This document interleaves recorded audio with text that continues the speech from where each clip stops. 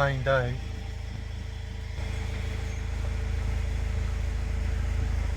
All the vans turning up, look.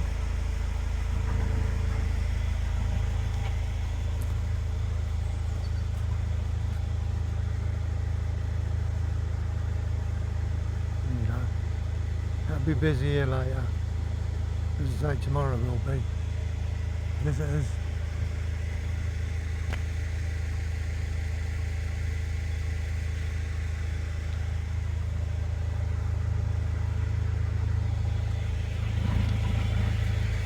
I ain't seen me old mate, the little squirrel, for a while. He went up there yesterday and I ain't seen him since.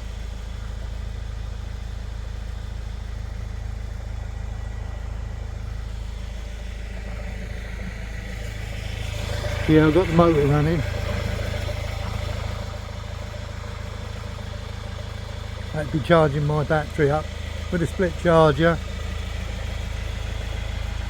There's Ollie, look. You alright, fella?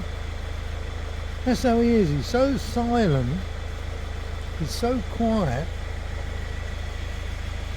But here, I'll tell you, when he gets going.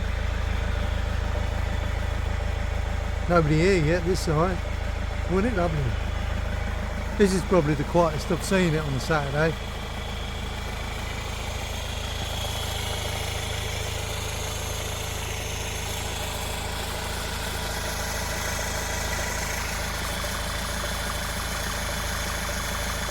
I think one of my old mates is coming today.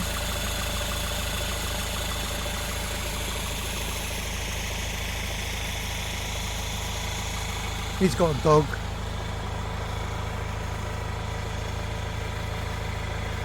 Yeah, it's lovely here. It's so much better living in a van, I can tell you. Everything's at hand. It really is. It's a little bit nippy here. Ooh. Had the bloody heater on all night, so I'm stifling warm, if you know what I mean. So I've had to open the door a little bit. Oh, it's a little bit dark in here. But what you got to do with my sort of setup, you don't keep the lights on because that's always draining the battery. Bloke up the road was saying last time I was here, he said people don't realise. Put that light on, you're draining the battery. Pretty sensible really, isn't it? So, yeah. It's lovely, yeah. It's lovely, yeah. Thanks for the comments about the Australia little trip. I didn't think anyone would be interested in that. You're probably not really, just being polite. But, yeah, we've all got our childhoods. I mean, that was basically just through the eyes of a child. Still am a child, really. But, you know, I don't see any sort of troubles, and do you know what I mean? No financial troubles, all that. Although my mum and dad were working, so they couldn't have had it hard. I know he was going to buy a house. Dad wanted to buy a house in a place called Elizabeth. We went to go and see it because we went on holiday to Adelaide. We drove from Sydney, long drive, days on end it was. Gundagai, we went to Gundagai, through Wagga Wagga. Sorry I'm laughing, it just sort of, I always remember Gundagai. I think it must have been 1965. And as we're walking into the town, the little town of Gundagai, you should have seen it. You should have seen the sky and all those stars. Oh, it's like you could touch them, you know. Anyway, we're walking through this town and there's a cinema. And it was, I think it was a cinema, some sort of playhouse type thing. And the doors were open and they were playing this song. And I said, who's that, Dad? And he said, Petula Clark. She's number one, I think. And it was downtown. And it was lovely. Downtown. I think she's still alive. 92 should be now, I think. Hello, we've got a helicopter just coming over.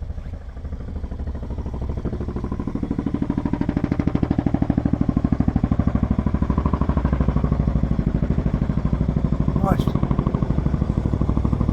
There's a noisy, yeah? Oh, fell out the van. Oh, you can't see him really because it's so foggy.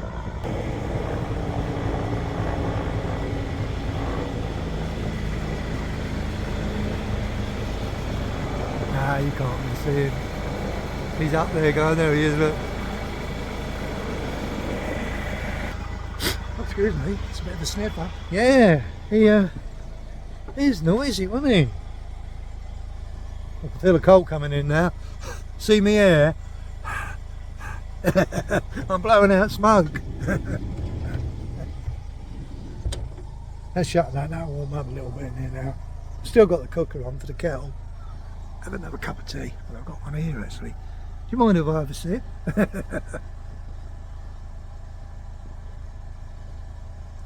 Yeah, as I say, we was on holiday. Going to Adelaide. We went to have a look at a house. My dad was going to buy it. Something like £500 deposit. I can't remember now. It was a long time ago. Might have been £500 for the house. I don't know. I know it was brand new, just been built, and all the earth around it was all, you know, brick pallets and sort of stuff. You know what I mean? And we walked up the path, and we're all excited. And my mum's died. Told you about my mum, didn't I? She was kicking off like. Dad did no more. Got back in the car, didn't even look at the house, and we think we drove from there. Anyway, someplace, because we was parking up on campsites and staying in a chalet at night type thing. I'm not sure if it was Canberra, the next one. I'm not sure. I know she kicked off again. So Dad got the huff again and got in the car and we all drove again. Sorry to keep on about my mum. I suppose we've all got problems. I mean, it could have been bad. She could have beat me up. But mind you though, I've seen stars twice being hit. Once was, believe it or not, a friend of mine.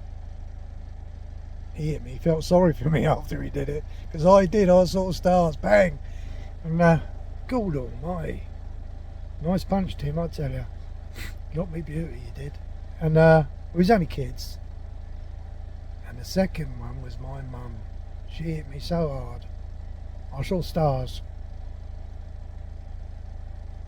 From that day on, I thought, bloody hell, she's strong. You know, I was only about 13, 14, something like that. Christ almighty. I heard this bloke go, because in them days, I heard someone say, God, F his luck. As I was getting up off the floor. Because it was outside, it wasn't indoors. It was down the high street in Bovington. Whack. Nasty piece of work, she is. Anyway, a lot of people had it worse than me. It's awful, wasn't it? When you think about people out there now having to go through stuff like that. And what's on the news and... No, I had it easy. I thought that was the way it was brought up. I thought it was so strange, you know. When I went round my mate's next door, Graham. Graham. He's a nice lad. I think he's still alive. And we went in the house. And everyone's so lovely. And they were all getting on and talking with each other. And whereas you couldn't talk to my mum. You'd go by the door. So she'd go, get out. Don't come in here. If she was doing the cooking and her glasses steamed up the kitchen, oh, you keep away from her. She's blamed it on the Valium. She kept, when she stopped the Valium, she kept one in the little plastic bottle thing, you know. And she used to go, that's what was the cause of it.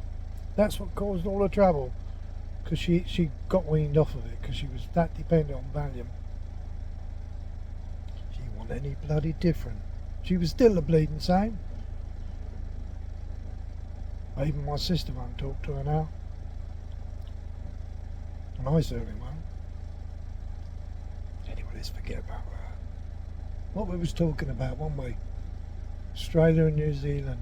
As I say, there ain't a lot I can really tell you apart from my childhood experiences. And I'm afraid a lot of my childhood experiences brings my mum into it. Hiding from her. I'd go out all day, you know, and hide. But I didn't think I was hiding. I thought I was just normal. Do you know what I mean? I'd go and sit up a tree. Us kids, eh? We used to do some things in them days. I mean, we'd be happy. You had no phones or nothing. You might have an old pair of wellies on, a jumper with holes in, and you're walking around the countryside, and you ain't seen nobody. And in them days, I can remember knocking on someone's door in the middle of nowhere and asking for a glass of water. Yeah, come in, boy. Come in, have a glass of water. You all right? Yes, thanks, mister. Yeah. Different day and age, innit? I mean, you put your thumb out, thumb a lift. People will give you a lift. Never had no problems with that. But you've got to be so careful nowadays. I mean, we got funny geezer around our way, and he waits outside the school. And it's like the police won't do anything. He said to a little girl, come over and tell me what your day was like. So the parents reported him to the school, and nothing went from there, nothing ever happened. I think he got effed off from there. Some of the parents went after him, like, you know. And he's going, what did I do? Well, I know what he is. But you can't call him one of them. I mean, if I called him one of them now, I'd probably get arrested. They can't do nothing, you see. They can't do a thing. And then suddenly, boom, something's happened. And they could have stopped it, couldn't they? There's just not enough manpower. It used to be years ago. Bloody hell. With the bleeding coppers, you're kicking a football down the road then, have you? Then nick your foot, then nick your ball, take your ball off you. Don't let me see you kicking that down the road. Yes, sir. When you talk to me, stand to attention. I can remember us all in the village standing to attention. There was 4 of us. And you're standing there in line, and you're poking you in the chest like that. Like that. And that was all because my mate was kicking a football up the road. We used to call him Silvertooth. Or was it Goldtooth? No, it was Goldtooth. I got that wrong, you see. Goldtooth. So we kept away from him. He was based in a village called Kings Langley, but his area was round our way too, Bovingdon. A place called Bovingdon.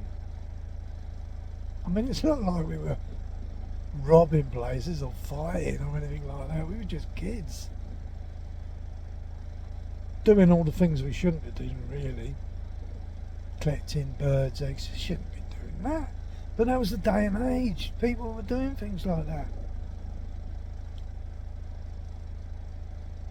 Yeah. I mean, you'd have a bird egg collection or something like that, and you take it to school and show the class, and the teacher would be all interested in it. And I even took my bloody rabbit to school once. Yeah, bleeding rabbit. And then we had a knife day, because we all had our sheath knives and stuff like that. And you'd go in and you'd have a sheath knife for you down there, have a game of splits on the field. Where you open your legs up, you know what I mean? You put the There was no,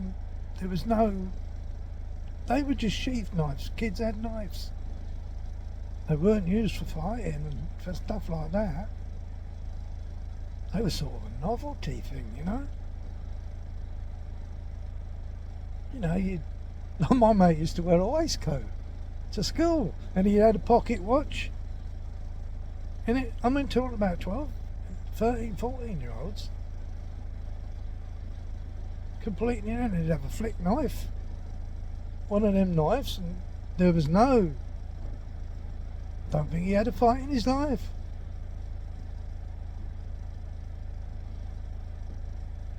No. But now it's a no-no, isn't it? It is a no-no. My grandson walked by this pub once, you know. He would have been about 16, 17. And as he walked by the pub, it was about 30 seconds in it. There was another little kid behind him. I think his name was Billy. Somebody come running out the pub. It was all random. And he knifed this kid called Billy. I think it's Billy. Killed him. And Liam could have got that 30 seconds earlier. Unless they were telling me porkies. But that was in the papers about the boy getting knifed and killed. He's only a young lad. So, got to be killed.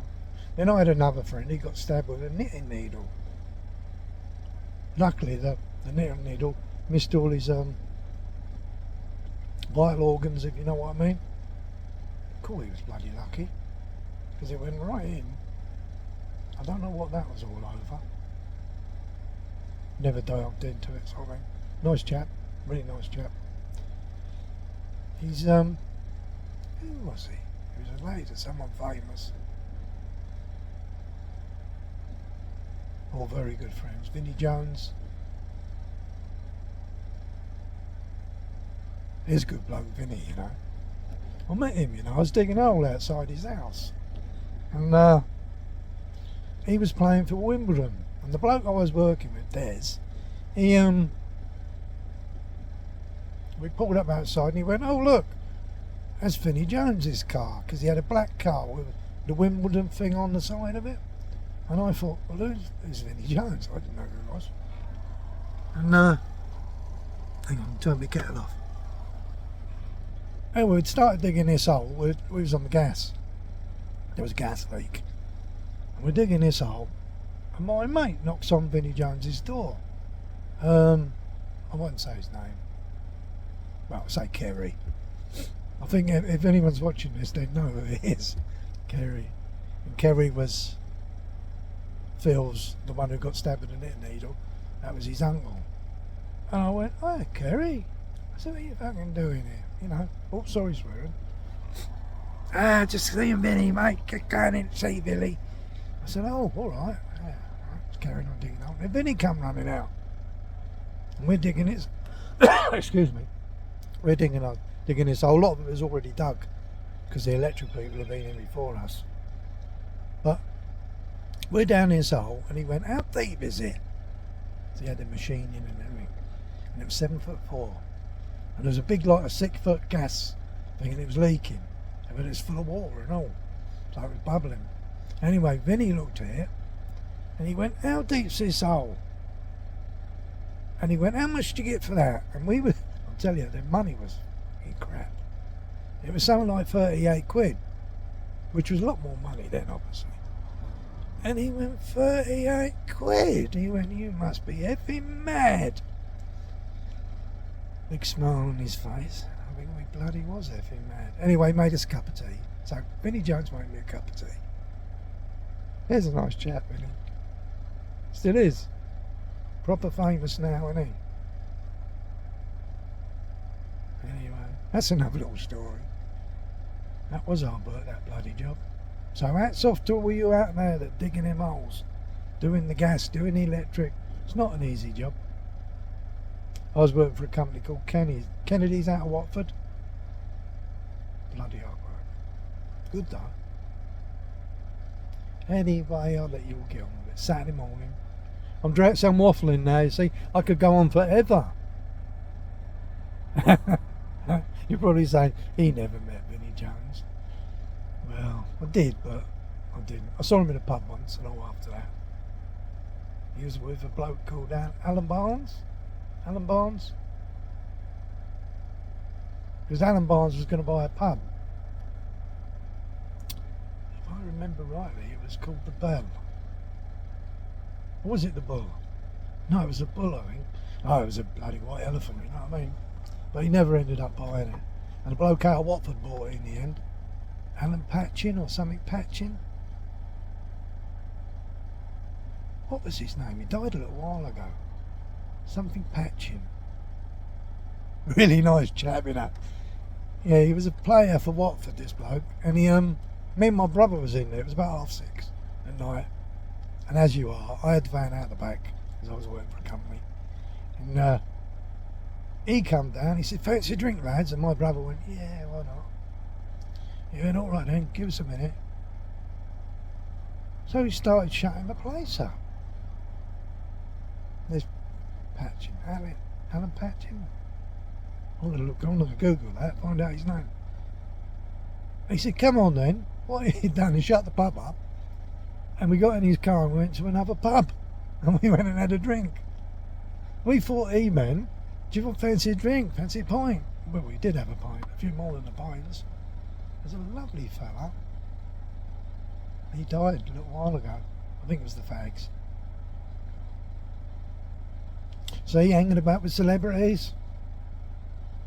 No, he was just like, I'll tell you who come in the pub. That one with the ponytail. He was a goalkeeper, I think. Peter Shelton. Oh, what a nice bloke. Had the manners of a saint. Oh, nice chap. All the football players, all their money. I don't know what he's doing now. Is it Peter Shelton? The one with the ponytail, you know? He had a black ponytail. You don't hear of these people now, do you? I expect he's doing something, promoting. So some bloke like that would. He's just too nice. Anyway, I love you and leave you because I'm waffling now. I'm talking about old rubbish now, ain't I? Alright then. See you all later. Have a good Saturday, by the way. Saturday morning at the moment. What time is it now? 9:24. See you all later. Bye.